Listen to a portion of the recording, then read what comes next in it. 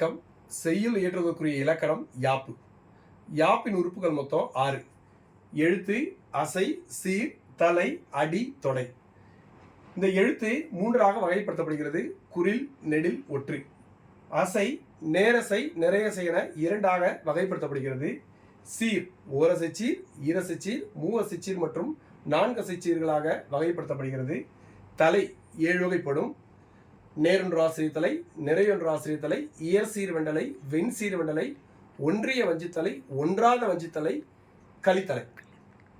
அடி 5 வகைப்படும். குரலடி, சிந்தடி, அளவடி அல்லது நேரடி, நெடிலடி, கழி நெடில் அடி என 5ஆக வகைப்படுத்தப்படுகிறது. தொடை 8 வகையாக வகைப்படுத்தப்படுகிறது.